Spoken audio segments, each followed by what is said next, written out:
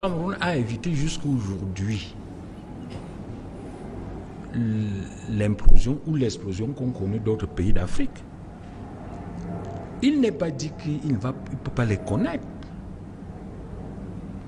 Je pense qu'il faut quand même avoir une vie politique la plus apaisée possible.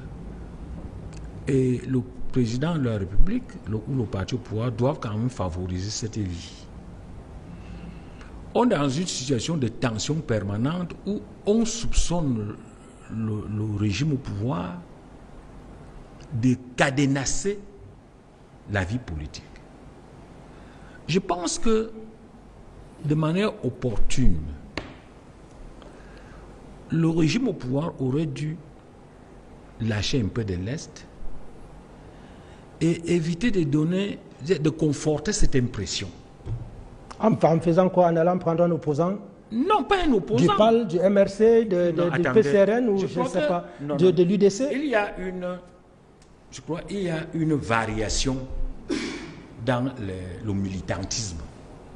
Il y a des gens qui sont des militants tellement convaincus que même si on le met dans une instance censée être neutre, on est en droit de douter qu'ils puissent partir de ce militantisme extrême pour devenir neutre.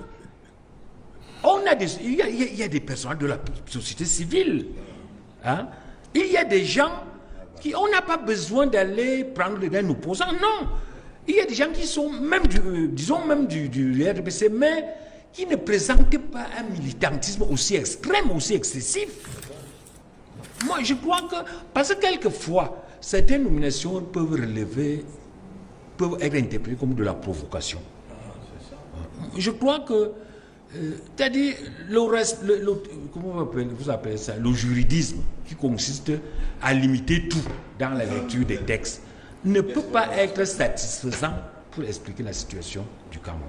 Du point de vue, justement, juridiste, il n'y a aucun reproche à faire à cette nomination. Donc, ce n'est pas là le débat.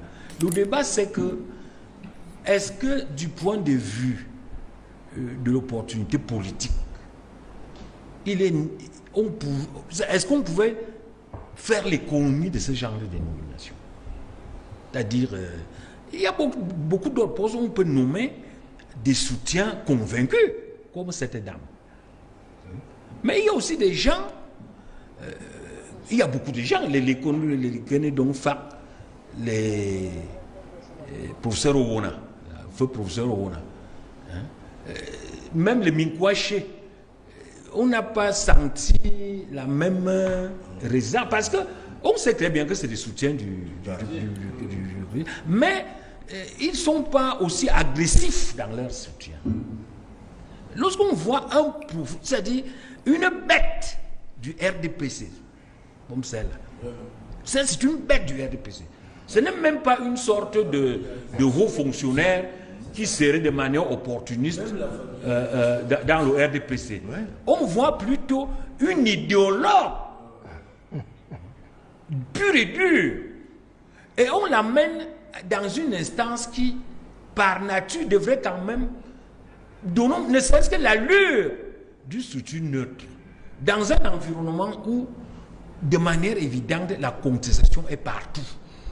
Je pense que un régime aurait mieux fait. Ça dévoie donc du coup la crédibilité du Conseil. Mais bien sûr, ça aggrave, c'est-à-dire que ça conforte les opposants dans l'idée que le RDPC n'est pas prêt à jouer franc jeu. C'est vrai. C'est-à-dire, ça, à tort ou à raison, mais ça conforte. C'est pour ça que je dis que les actes que nous posons, ne nous limitons pas à la lecture des textes.